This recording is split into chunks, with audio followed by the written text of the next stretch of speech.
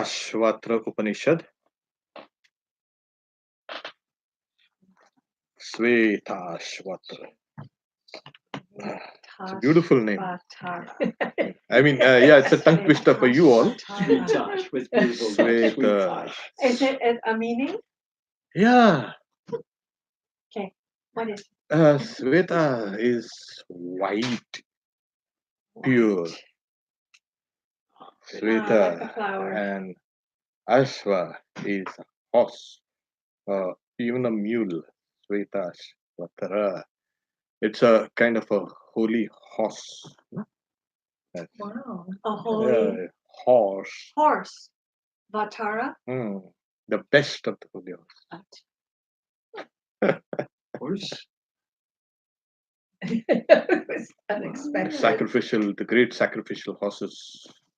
It's smart. The idea of mind, and that's Atma is the horse, and then the mind is the rider, and you just go for the ride. Yeah.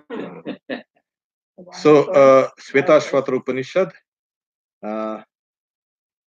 we are on the third chapter, on the 12th mantra, and that's on 132, 133 to your books. I'll read the Sanskrit and then can do. Mahan Prabhur Vai Purusha Sattvasaisha Pravartakaha Sunirmalam Imam Praptir Ishano Jyotir Avyaya. The translation on page 133. The person, he is the impeller of the internal organs towards this absolutely pure attainment. He is the ruler, the light, and the indestructible, or the indestructible light. Yes. We have saying Purusha. That was the old, you can say, word for that pure consciousness which is within oneself as well as outside. It means Purnamiti, that which fills everything. It is consciousness that fills everything.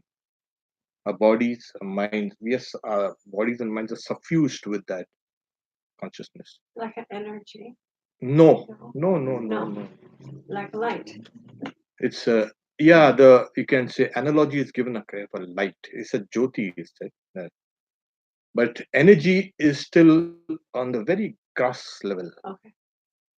And the Upanishad make a clear distinction between matter and spirit. In fact, the Kathopanishad says that he who knows, who can discern the difference between the two, to him belongs eternal peace. So here we are, the Purusha, the person. Actually, what person? It's a cosmic person. Cosmic. Because consciousness, when it is conditioned by the body and mind, takes a kind of a form. Your consciousness has taken a kind of a form. And this is the form. So when we look at things in its totality, that also has a kind of a form. And that is called Purusha, that which fills everything. And that person is indeed the great Lord. He is not, the sage is not talking about any kind of personal God here. He's just kind of trying to convey a kind of a lordship, untrammeled lordship over everything.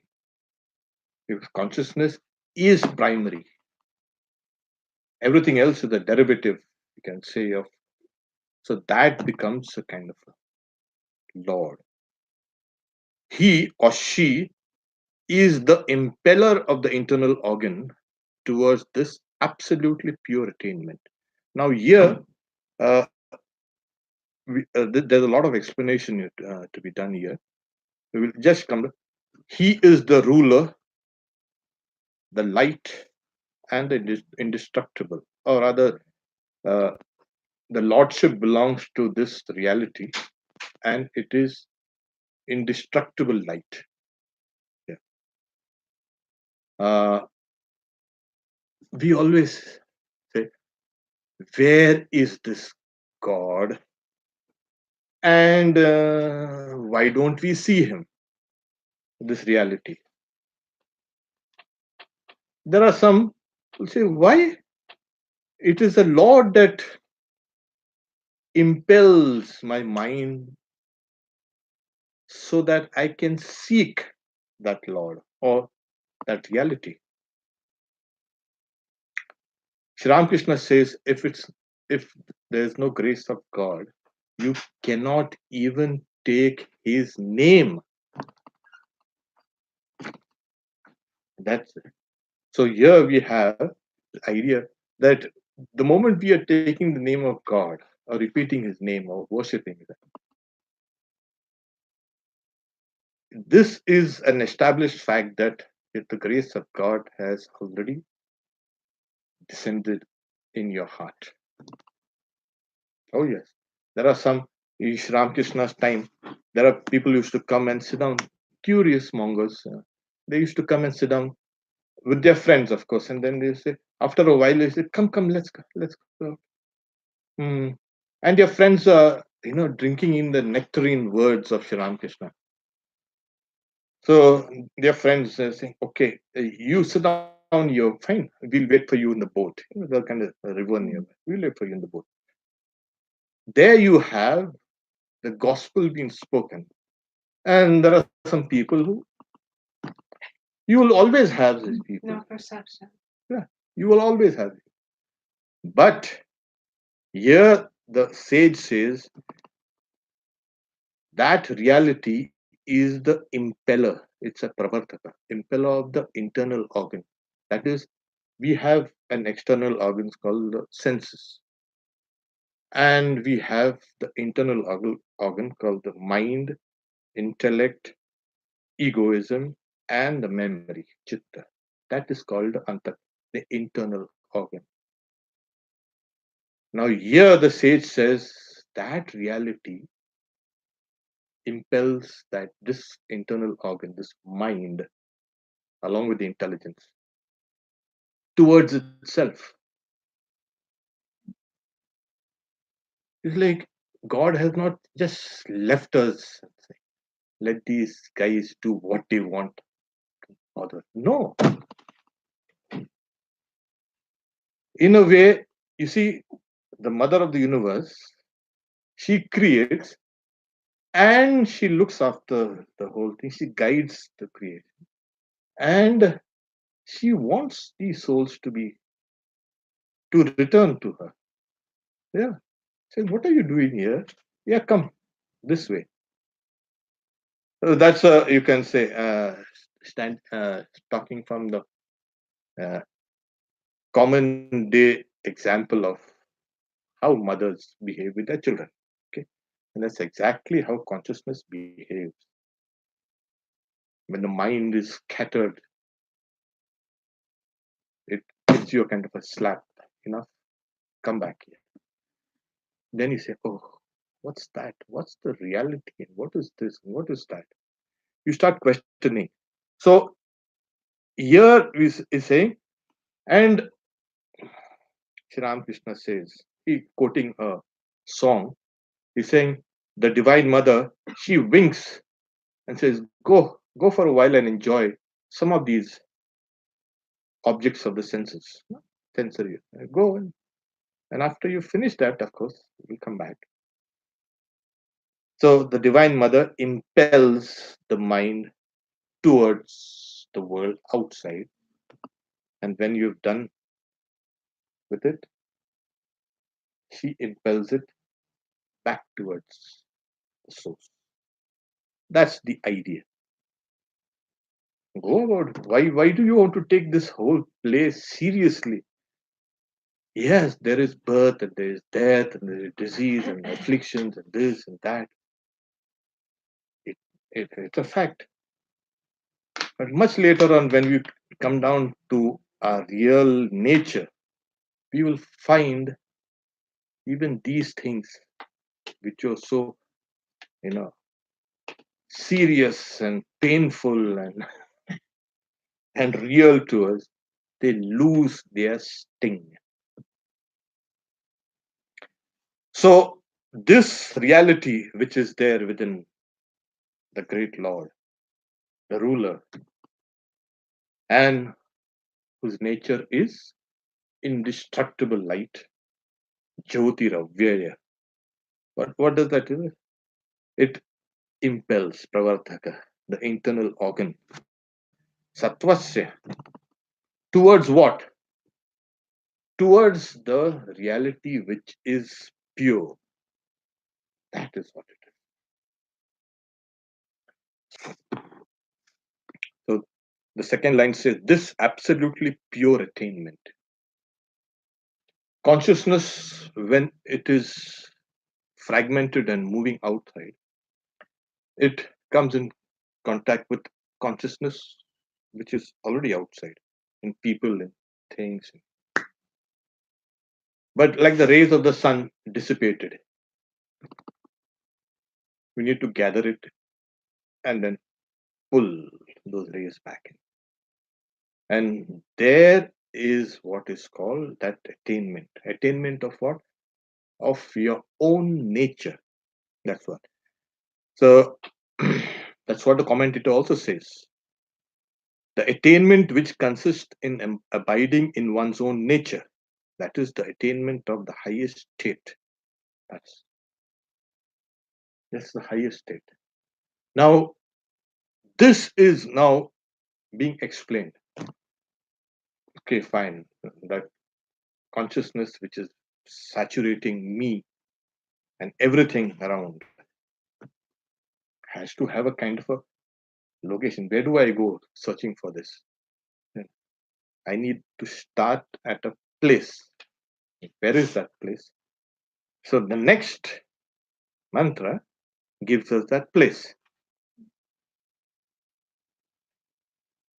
The 13th mantra. The Purusha, the indwelling self, of the size of a thumb, is ever seated in the hearts of people. It's translated as men, but Janana is people. The Lord of enlightenment is hidden by the mind that is in the heart. Those who know this become immortal. Those who know this become. He keeps on repeating this. Etad vidur amritaste bhavanti. Those who know this become immortal. Now, where's the heart? What's that heart? It's actually, it means the core of our being. It's not nothing to do with the physical heart or the emotional heart. Let's say it was so lovely and it touched my heart. Oh, really? It had nothing to. Heart was an ancient term for a being, for you can say, center of gravity. But this is the center of our being, center of our consciousness.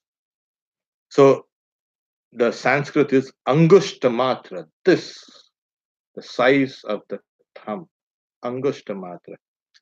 Purusha, that which fills everything, is Antaratma. It dwells within.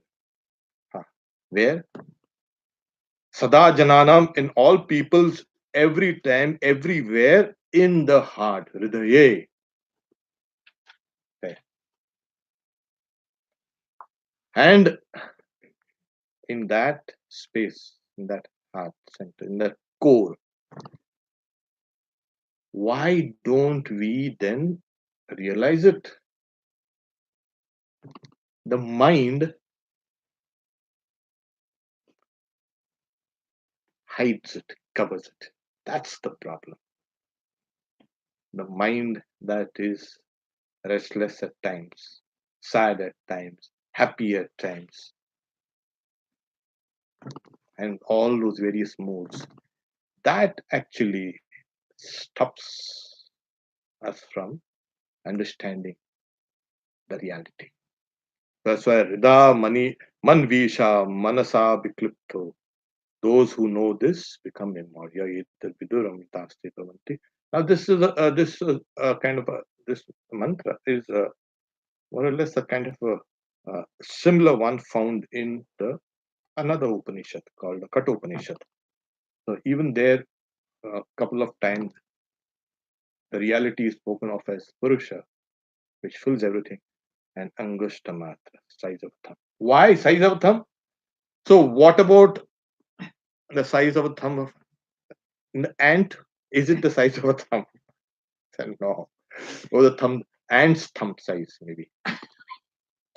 But when you're talking about in all people, it is a location is given to us. Meditate here on this Purusha. It's a kind of a meditation that's given to us. So the commentator says that in the core of our consciousness, there is, or you can say, the cave of the heart or the lotus of the heart is actually the size of a kind of a this size, the thumb size, your thumb. Now you know where you need to go and meditate on. When I was young, I asked my guru, when I meditate on my chosen ideal, how big, how large the deity should I visualize? he, he hit me on the head. And then he explained it to me. Okay. Mm, so here the Upanishad is talking about the dimension. The reality doesn't have dimensions, of course. But in order for us to visualize this reality, this consciousness, we need to start at some point with a conception. Now, is this conception imaginary? No, it is realized.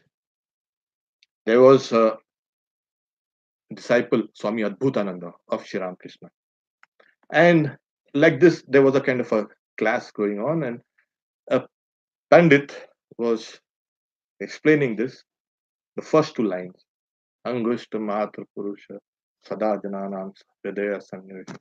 And the next part of that mantra was that reality has to be, uh, drawn very carefully out, like you draw the pit of a grass. In India, we have a munja grass, long grass, and we have a pit in that, and that has to be, very carefully drawn out. So here we are, this consciousness which is now mixed with the mind covering it. We don't know where exactly is this. That's the whole point of spiritual practices. Quieten the mind. Just quieten the mind. And once you can do that, what happens is we can see that it's translucent and that consciousness flashes there. You don't need to do anything other than calm the mind. And all these spiritual practices are nothing but to purify the mind, because a purified mind is calm. A mind which is impure keeps on running and imagining things, and oh, wow, wow. So when the commentator says, like, in India we have these bamboos, it's like, there's a hollow in that bamboo. You cut it.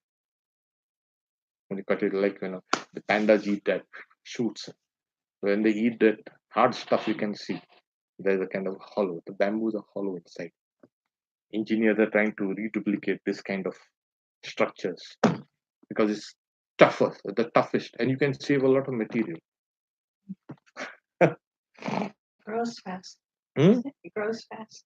Yeah, it grows Yeah. fast also. So it's hollow inside. Now, hollow inside. Now, to conceptualize, the commentator says you must visualize a kind of a lotus, and within that lotus is this self. Yeah, the lotus. What the size of the lotus? The size of the thumb, and inside that size of the thumb is the size of the thumb. That reality, the core. We, after thousands and thousands of years of experimentation, they have found that that core of your being is right here. This is the anahata, the unstruck can see place. In fact, Sri Ramakrishna says, "Oh, when this is center is opened, he's that person sees light and says, oh, what's this? What's this? What's this? He sees the whole universe suffused with light. No, no. Secondly, what happens is, as this centers the core of everything, we see that in this space, like different Upanishads have given different meditations, but generally following this principle, that as we keep on diving deep inside the mind, uh, another Upanishad talks about tam dur darsham gudamanu anupravishtam. It is in the midst of misery. The word, what is miserable there? The senses and the mind, they lead us to more and more misery. So there it is, hidden as it were. Now, why can't we just peel that mind away? Yeah, you got to peel that mind away if you can, but that's a difficult. So the best way is calm the mind. Let it. The mind itself has got various layers. That's a problem, and some of these layers are extremely, extremely dirty. Things we have done, thought, worked, visualized, fantasized. All these things are there. That has to be. So it's like, no, you need to cut through that mind and reach that core of the reality. And if you can do that, there it is. So I'll read the translation again. The Purusha, that is the consciousness, the indwelling self, there we have Antaratma, of the size of a thumb, is ever seated in the hearts of people. There. It is not subject to birth and death, and growth, and old age, all these things. The Lord of Enlightenment, it's called a Lord of Enlightenment, Rida Manvisha, is hidden by the mind that is in the heart. There we are. So we have a couple of things. We have the consciousness there, where it's called in your core, which is there, conditioned by the internal organ, by the mind. So accordingly to the, as the mind is, so is your consciousness. Like Sri Ramakrishna gives example of, or a kind of parable. A person is looking at another person, kind of dyeing various cloth. He puts a white cloth in the tub of dye and pulls it out red. Takes another cloth, dips it in that same tub, and out comes the blue. And people are saying, "What color do you want?" I want a yellow one. Got a yellow, gray, whatever, whatever. That guy is looking at this. Why? Uh, So he takes his cloth. In India, we have this, professional dyes. What color do you want to color the cloth with the color which is there in the tub? That is don't uh, bring out a kind of an illusion. Give me what is real. So the mind, as you keep on proceeding towards that place, it gives off various things, mm, throws off, throws you off the scent or the trail, and you go out for a while, and then you return and gives you a few, you can say, a kind of a gingerbread. So, Swami Vivekananda says, nature gives us a kind of a slap and we cry, and then gives you a gingerbread and then we laugh. It knows how to delude us. In a way, it is testing our resolve, and testing our concentration, and testing our purity. Are we persistent enough or no? Yes, that's. Are we persistent enough? Do we really want to realize this consciousness? So, Sri Ramakrishna gives another example. There's a huge granary full of, say, rice that's stored. And what these farmers do is they scatter a few grains of rice, puff rice, outside the granary door. The rats come and they eat a few of those grains and they leave. They cannot enter into the granary. If they enter, then it's very difficult to get them out.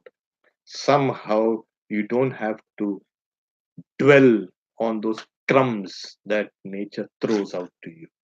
Take this, take that, and take this, take that. The mind has to be alert and sharp. It has to see through those things. And what do? We give up all work and what? No, you keep on. But there's a kind of hyper awareness. Yes, I'm doing this, my body is doing, mind is doing, all these things. But I'm not going to get deluded with this. The reality is separate, and that's where I need to go. So here again, the size of the thumb, it is just to visualize that. You have the reality there behind. And now you have the mind covering this. The real. And now you're visualizing something which is now given to you as a kind of an object of meditation. So that is in the mind now. Of course. And then as you keep on meditating, that size of the thumb, that light there inside, it kind of cuts its way through all obstructions and reaches the reality which you had visualized, you had, thought about it, prayed to it, all these things, cuts to it. When you realize that reality, you'll say, why it's not the size of a thumb? Yeah, obviously it wasn't. It's not the size of a thumb. It is, you will find it all pervading, everywhere. The core of our being and the core of this universe. But like I said, these visualizations, these objects of meditation had been experimented upon by these sages. So they know that, why go around searching for objects or searching for things. It is here. Take this. Now it is your job to plunge in. And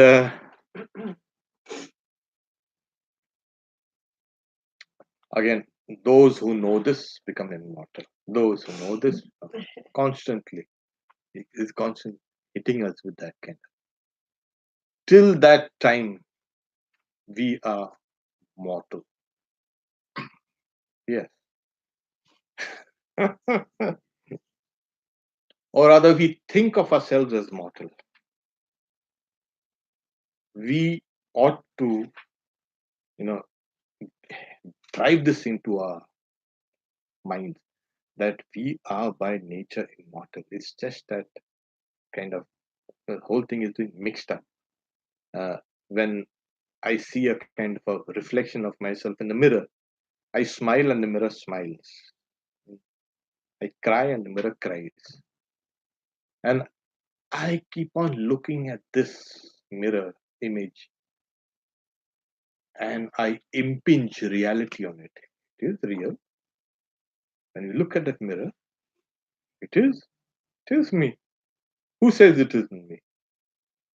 Once you can break the chain of reality, the real is me, that is a reflection, an illusion. You come back to that.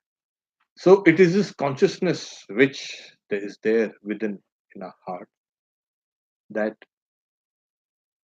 reflects itself on the mind, and the mind reflects itself on the sense organs and on the vital force in the body. Sri Ramakrishna gives the example of, see, you have a vessel full of water, the water is boiling, and you put some vegetable, throw in some vegetable. And since the water is boiling, the vegetables keep on dancing about because of the turbulence there. So if the water says, yes, I am hot, no, the vessel says, I give that heat. Then the fire down will say, actually, it's because of me, not you all. So you draw that fire out and everything stilled. So this consciousness is transmitted to the mind, to the intellect, through the sense of I, through all these memories, through these sense organs and the vital forces and the body. And we feel that, yes, I am alive. The consciousness says, yeah, it's due to me that you jump about and think and do everything. Why do you neglect me? So here it is there. We need to pin that. Where exactly is this? Here, in the heart. Now, in the heart, and there are a lot of people are saying uh, we meditate on the heart. And Shri Ramakrishna recommends meditation on the heart. That's the safest place because you are now awakening yourself and you need to do it carefully and safely. You can, what happens is like you can take the impact of that awakening. Sometimes awakening can be rude. You're in deep sleep and somebody shakes you out and very rudely. What's wrong? There's a storm arising. Let's sleep. What? The house, or you can say the earthquake. Yeah, you rudely awakened. We need to do this in degrees. Take it up slowly, one after another. Break those chains of, you can say, delusion. So it's a great process. If we do it too rudely, there was a time when we were in the seminary, and a friend of mine, and we used to have three guys to a room. And in India, it's so hot, and we had no fans. We are supposed to be monks, and we are supposed to be austere, and and in the night and we have mosquitoes to keep us company. So we used to put a kind of a mosquito net. Hey, so in that mosquito net, it's hot, humid. There's no fan. There's no air conditioner. Forget air conditioner. There's no fan. So we used to be awake and keep talking the room in whispers. So we were talking, and I was telling my roommate, there was a lull in the conversation.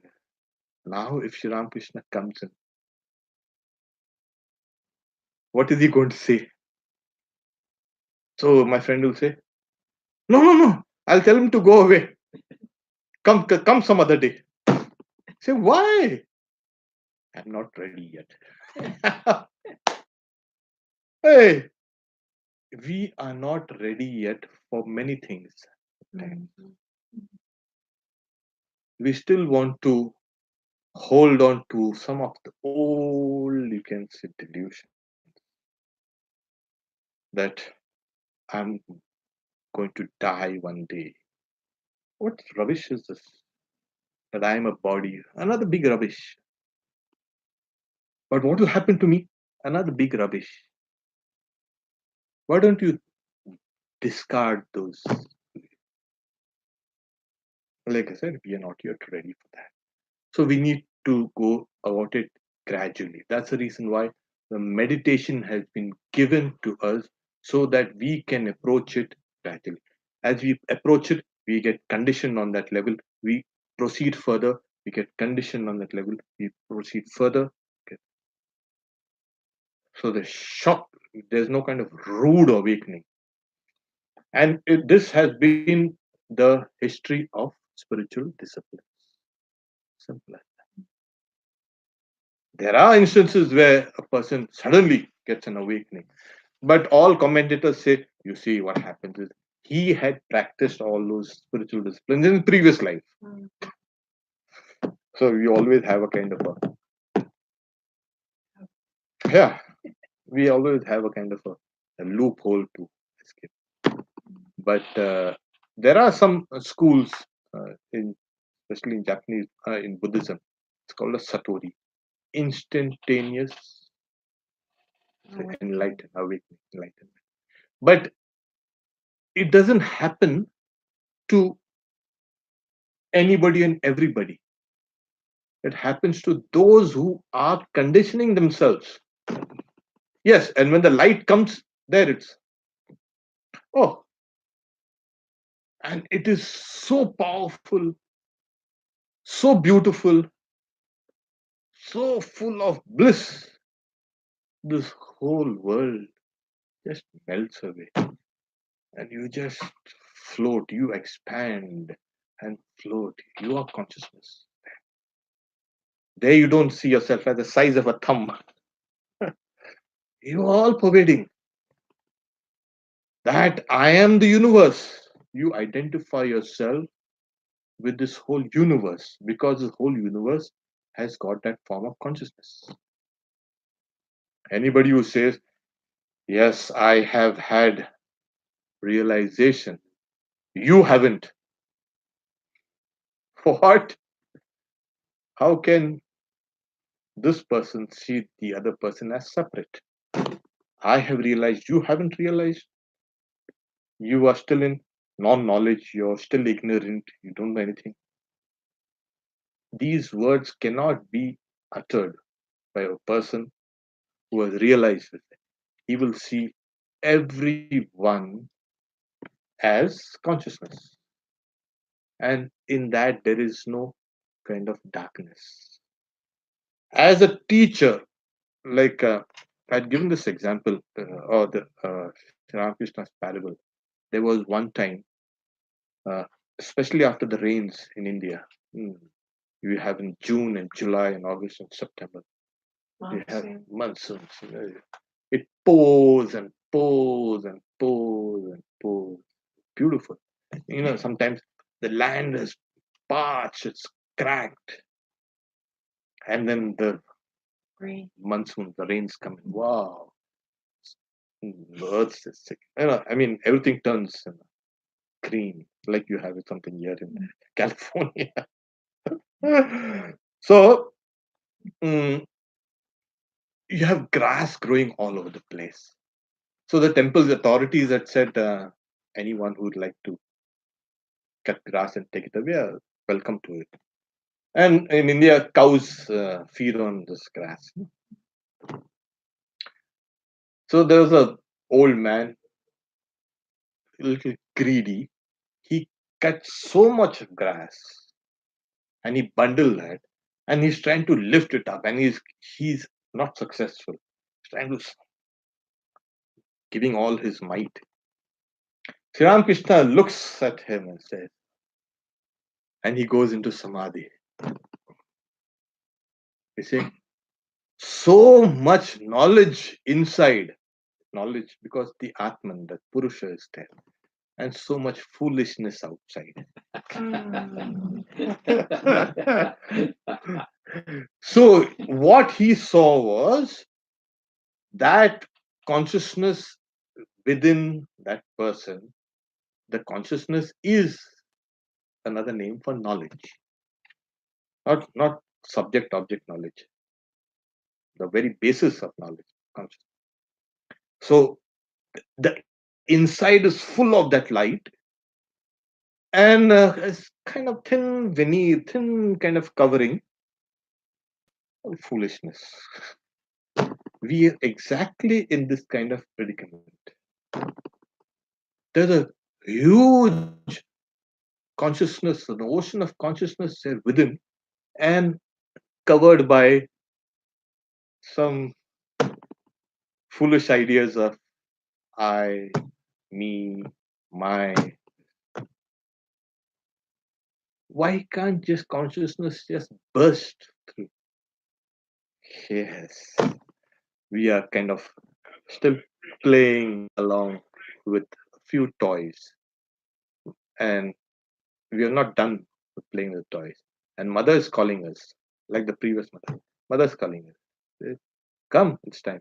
No, no, it's still not dark yet. I'll play a while. And the mother knows when it's dark, child will come back. And then the child finishes the play, drops all toys, and runs back. It will happen today, tomorrow, day after. It will happen to everyone. No one is left out of this scheme of things. It has to. It's just that we are now engaged with something. We have to disengage ourselves and get into. Does that relate to omnipresence? That's what it is. Oh, yes. Omnipresence, omniscience. Even these are terms conditioned by what we try to understand as all pervading, all knowing, all seeing. The next mantras are speaking of that same reality. When you realize that core of your being, that reality, what do you see? You see yourself, but not as yourself anymore. And that is, we just read it, uh, page 134, the mantra is 14. The Purusha has 1,000 heads, 1,000 eyes, and 1,000 feet, encompassing the universe from all sides. That Purusha, he extends beyond it by 10 fingers breadth. He transcends it, pervades everything what is there in the universe is that reality. So you don't say, I've got a headache. Oh, really? You got a headache? Only in one head?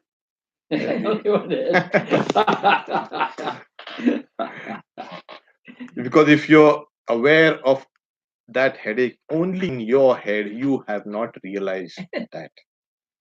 You see yourself spread out. And this has been experienced over and over again. There was one disciple of Swami yeah, Vivekananda's Guru Bhai. He was one day sitting and meditating, and something issues out from his heart and covers the whole universe. And he sees himself spread out there. There was another disciple, Swami Turiyananda.